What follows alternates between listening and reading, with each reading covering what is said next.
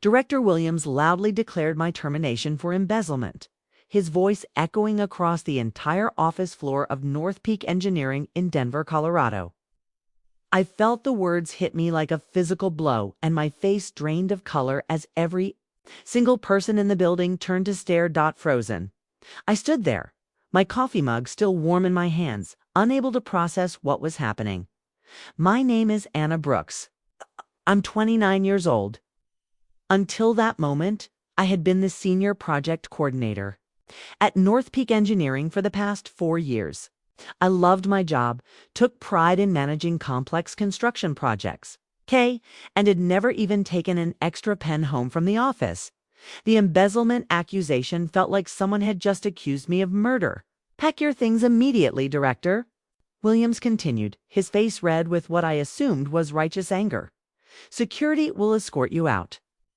We have evidence of your theft and we're considering pressing charges. The office remained dead silent, except for the hum of computers and the distant sound of traffic outside. My colleagues, people I had worked alongside for years, shared lunches with, and celebrated birthdays with, all stared at me with a mixture of shock and judgment. I could see some of them whispering, probably wondering how they had missed the signs that I was supposedly a criminal. I wanted to defend myself, to scream that this was all wrong, but my throat felt like it was closing. Instead, I numbly walked to my desk and began placing my personal items into a cardboard box security had provided. My hands shook as I picked up the framed photo of my parents, the small succulent plant I had been nursing for 2 years, and the coffee mug with world's okayest engineer that my best friend had given me for my birthday. The walk to the elevator felt like a death march. Every step echoed in the silence, and I could feel dozens of eyes burning into my back.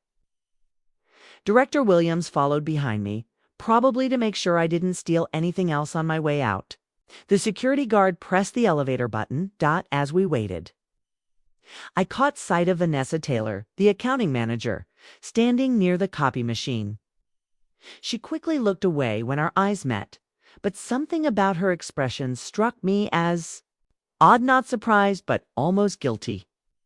As the elevator doors closed, sealing my fate and my humiliation, I realized that my carefully built career and reputation had just been destroyed in front of everyone I worked with. Whatever evidence they thought they had, I knew I was innocent, but that didn't seem to matter anymore. The elevator ride down felt endless, giving me too much time to think about how my life had just imploded.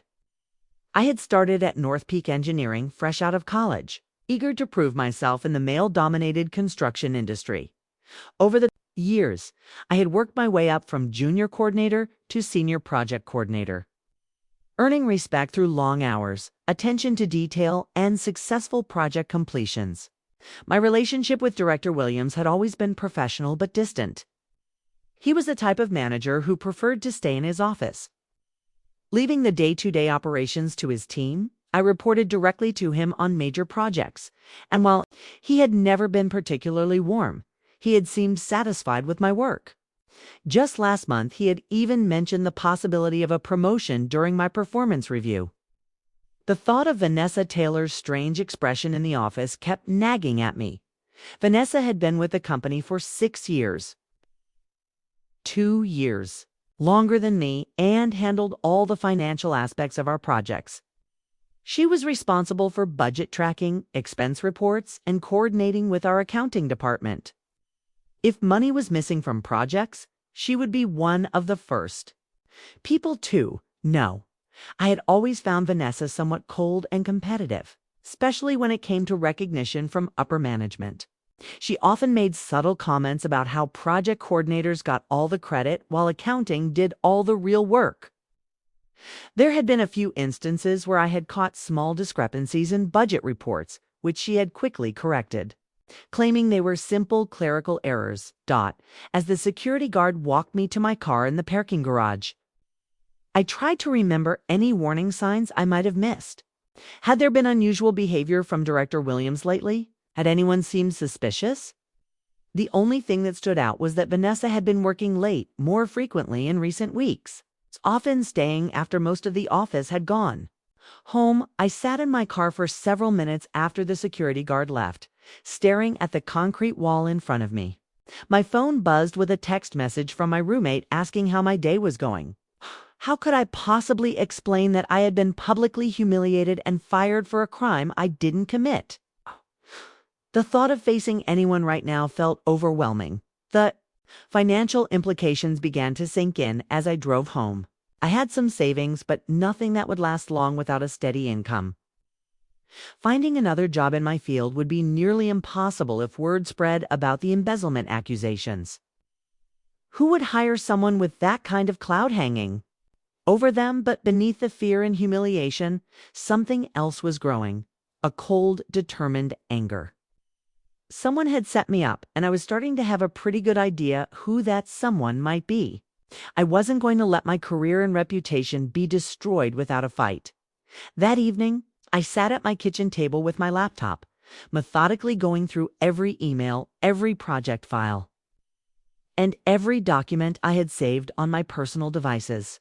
From work, if someone had framed me for embezzlement, there had to be a trail, and I was determined to find it. As I scrolled through months of correspondence, certain patterns began to emerge. Several times over the past 6 months, Vanessa had requested changes to budget allocations for various projects. Always with reasonable explanations. An unexpected cost overrun there. An unexpected cost overrun there.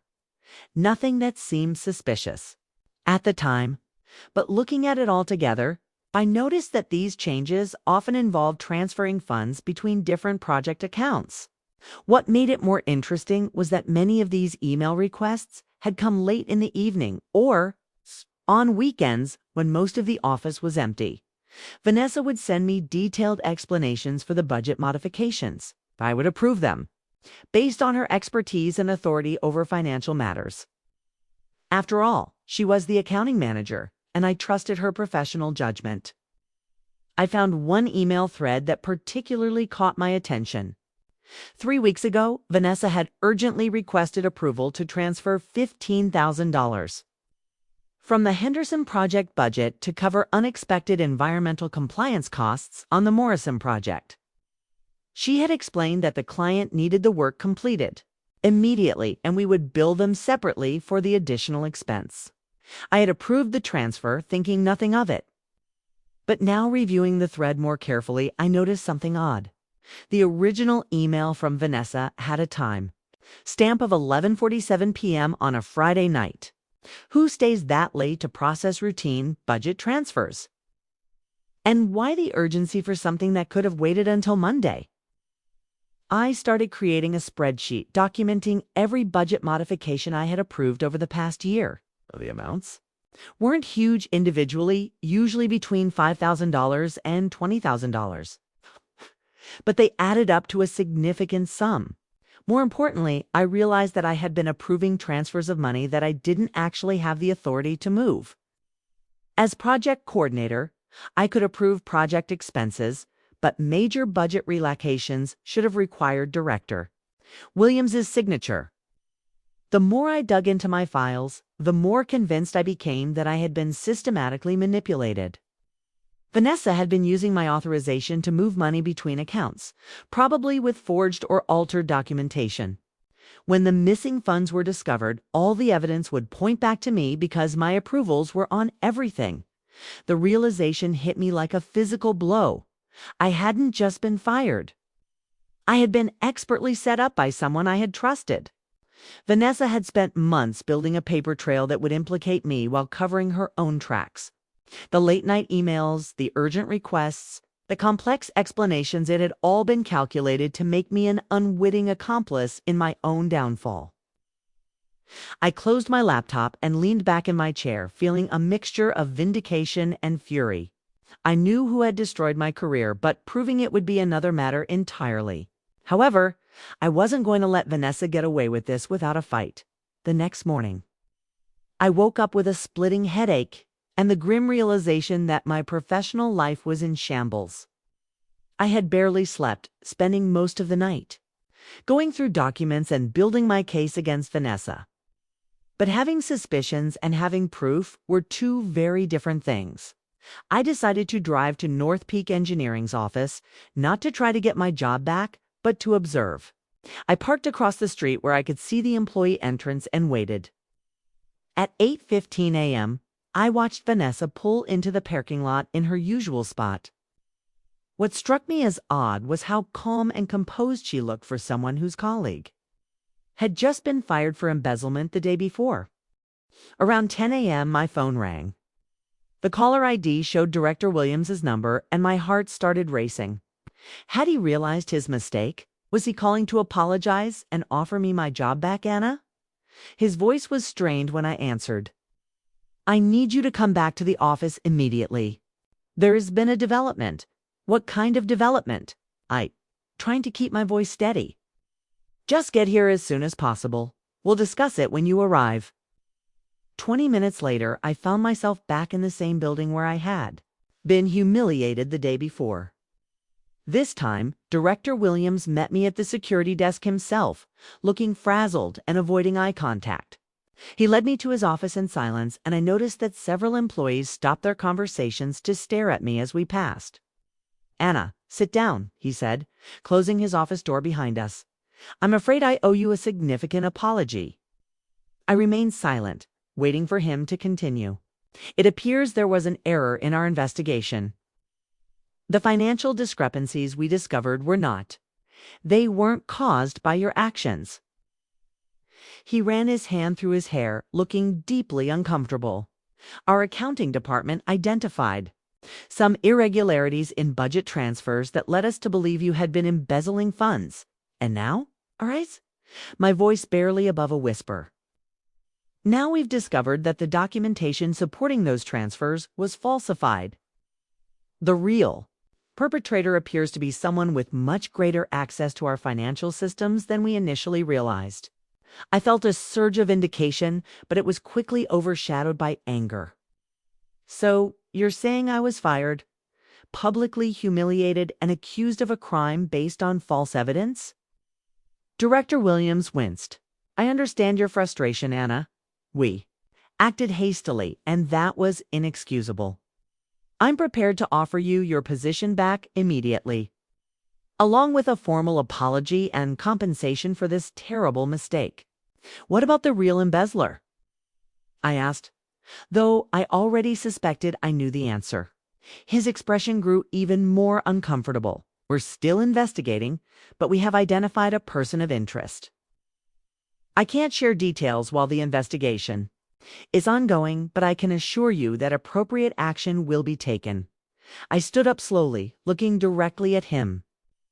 Director Williams, yesterday you accused me of theft in front of the entire office. You had security escort me out like a criminal.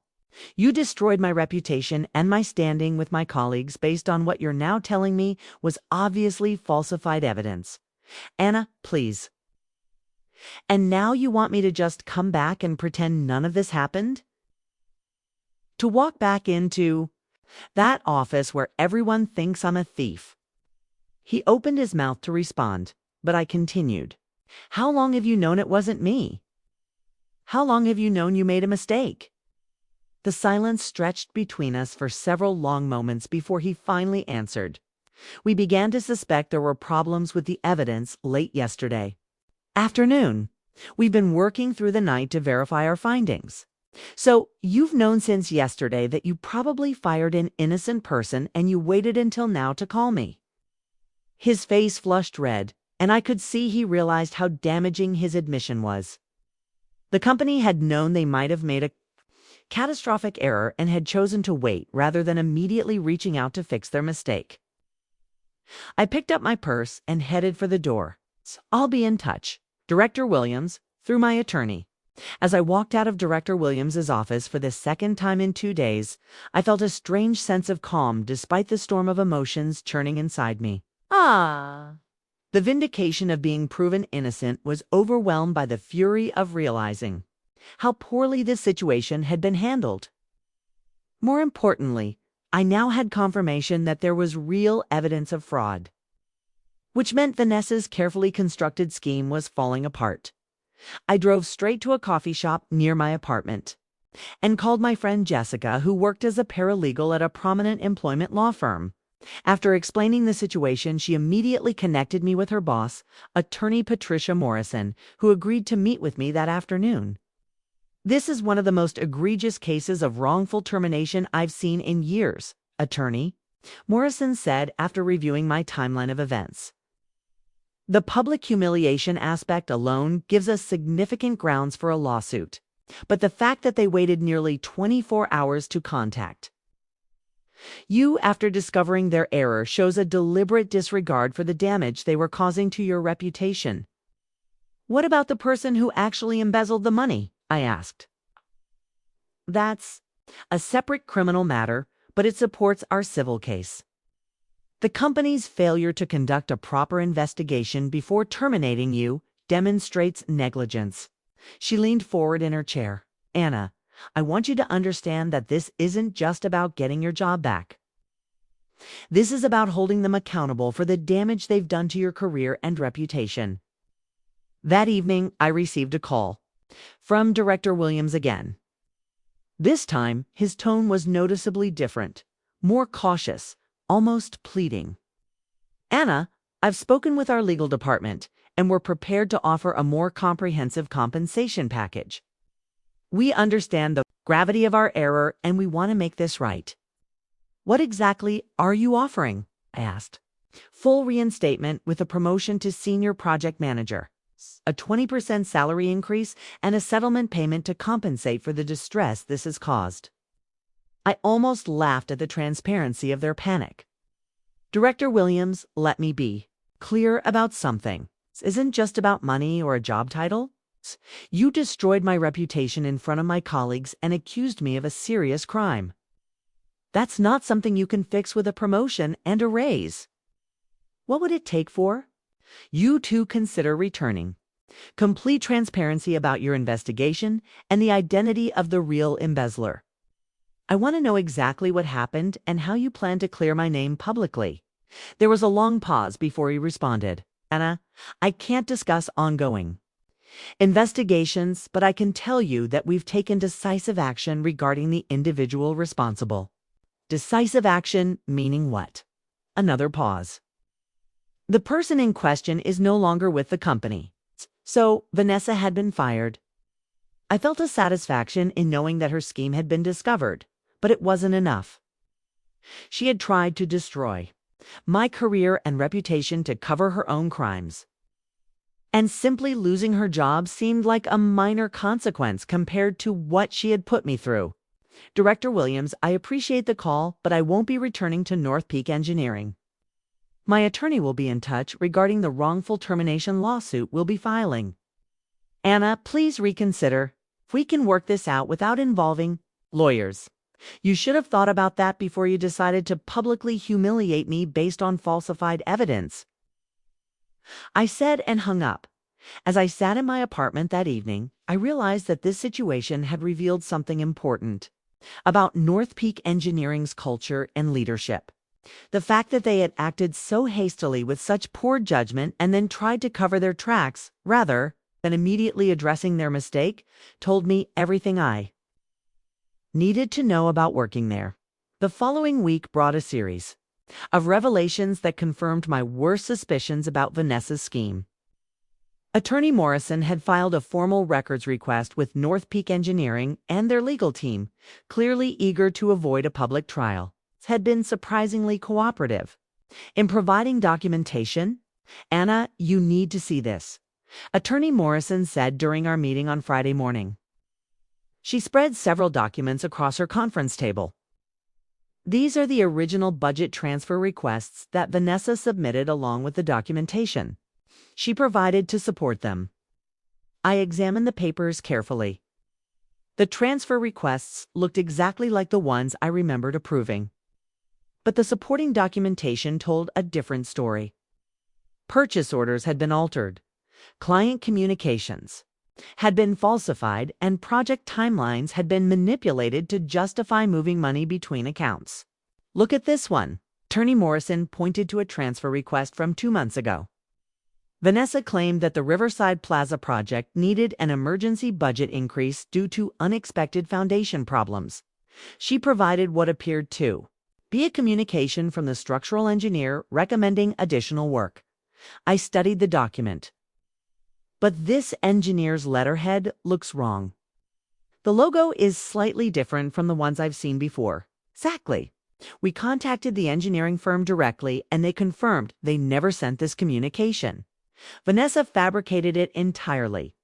The sophistication of Vanessa's fraud was becoming clear. She hadn't simply stolen money. She had created an elaborate scheme involving forged documents, falsified communications, and manipulated budget reports. She had been systematically siphoning funds from multiple projects over several months, using my approval authority to legitimize the transfers. How much money are we talking about? I asked. Based on the documentation they've provided so far, approximately $87,000 across 6 different projects. I felt sick. Vanessa had stolen nearly $90,000 and had been prepared to let me take the blame for all of it.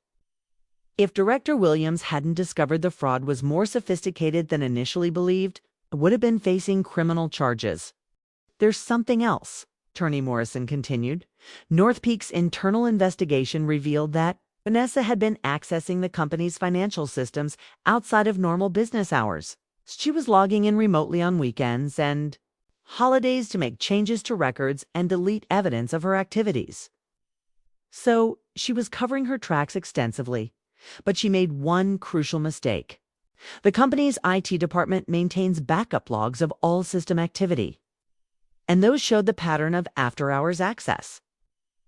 When they cross-referenced those logs with the timing of budget discrepancies, it became obvious that someone with administrative access to financial systems was manipulating records. I thought about all the late-night emails Vanessa had sent me requesting approvals for budget changes.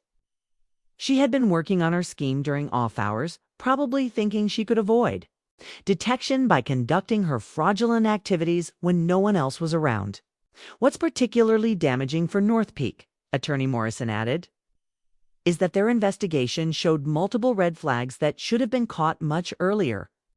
Vanessa's pattern of after-hours system access had been going on for months, but no one in management was monitoring for that kind of suspicious activity. So they're liable not just for wrongfully firing me, but for failing to prevent the fraud in the first place. Exactly. Their negligent oversight allowed Vanessa to continue her scheme for months. And when they finally discovered the missing money, they conducted such a poor investigation that they accused the wrong person. As I left Attorney Morrison's office that afternoon, I felt a growing sense of confidence about our case. Alessa's fraud had been extensive and well documented, and North Peak's incompetent handling of the situation had made their legal position virtually indefensible. But more than that, I realized I no longer wanted anything to do with a company that had shown such poor judgment and leadership. 3 weeks after my wrongful termination, Attorney Morrison called with news that would completely vindicate me and expose the full extent of North Peak Engineering's negligence. Anna, the district attorney's office has decided to press charges against Vanessa Taylor for embezzlement and fraud, she said. They're also investigating whether to pursue charges against Director Williams for negligent supervision. Criminal charges against Director Williams, I asked, surprised. The investigation revealed that he ignored multiple warning signs about unusual financial activity. Apparently, North Peak's external auditors had flagged irregularities in project budgets during their last review. But Williams dismissed their concerns without proper investigation. The news got even better. More importantly for our case, North Peak's board of directors has decided to settle rather than face a public trial. They're offering a settlement of $250,000, plus a public statement acknowledging that you were wrongfully terminated and that you had no involvement in any financial impropriety. I felt a surge of satisfaction. Not only would I be financially compensated for the damage to my career, but my reputation would be publicly cleared. What about the public statement? They've agreed to send a formal apology to all employees and clients, explicitly stating that you were innocent of all charges and that their investigation was flawed. They'll also provide positive references for any future employment opportunities. That afternoon, I received a call from an unexpected source. Megan Walsh, one of my former colleagues at North Peak, had heard about the settlement. "Anna, I had to call and apologize," she said. "We all believed what Williams told us about you, and we should have known better. You were always the most honest person in that office." "I appreciate that, Megan. It means more than you know. There's something else you should know." After word got out about Vanessa and the settlement, 3 more employees have come forward with concerns about Williams's management. There's talk that the board might force him to resign. The thought of Director Williams facing consequences for his incompetent leadership felt like perfect justice. He had been so eager to publicly humiliate me based on false evidence, and now his own career was in jeopardy because of his negligent oversight and poor judgment. 2 months later, I was sitting in the office of Marcus Thompson, the CEO of Driftline Construction, one of Denver's most respected engineering firms. He had contacted me directly after hearing about my situation through industry connections. "Anna, I've reviewed your work history and spoken with several people who worked with you at North Peak," he said. "Everyone speaks very highly of your skills and integrity. We'd like to offer you a position as our senior project manager with a starting salary that's 30% higher than what you were making before." I accepted the position immediately. Driftline Construction had an excellent reputation in the industry, and working there would not only restore my career, but advance it significantly. On my first day at Driftline, I received a text message from Attorney Morrison. Vanessa Taylor pled guilty to embezzlement and fraud. She's been sentenced to 18 months in prison and ordered to pay full restitution. Director Williams submitted his resignation yesterday. The news felt like the final piece of justice falling into place. Vanessa was facing real consequences for her crimes, and Williams was paying the price for his incompetent leadership. That evening, I called my parents to share the good news about my new job. "I'm proud of how you handled this situation," my mother said. "You could have been bitter and angry, but instead you fought back professionally and restored your reputation." She was right. I had refused to be a victim of someone else's criminal behavior, and I had used the legal system to hold both Vanessa and North Peak accountable for their actions. As I prepared for my second day at Driftline Construction, I felt genuinely excited about my career for the first time in months. I had not only survived Vanessa's attempt to destroy me, but I had emerged stronger and more confident than before. Vanessa Taylor's elaborate embezzlement scheme ultimately led to her complete downfall. After pleading guilty to fraud and embezzlement charges, she was sentenced to 18 months in federal prison and ordered to pay $87,000 in restitution to North Peak Engineering. Her conviction made her unemployable in any financial or administrative role, effectively ending her career in the industry. The criminal record followed her for life, serving as a permanent reminder of how her greed and willingness to destroy an innocent colleague had backfired catastrophically. Director Williams faced his own consequences for his negligent oversight and rushed judgment. After the board of directors reviewed the investigation, they concluded that his failure to properly supervise financial controls and his hasty decision to publicly terminate me without due process demonstrated unfitness for leadership. He was forced to resign in disgrace, and the public nature of his failure made finding comparable employment extremely difficult. As I settled into my new role at Driftline Construction, I reflected on the entire experience with a mixture of satisfaction and hard-earned wisdom.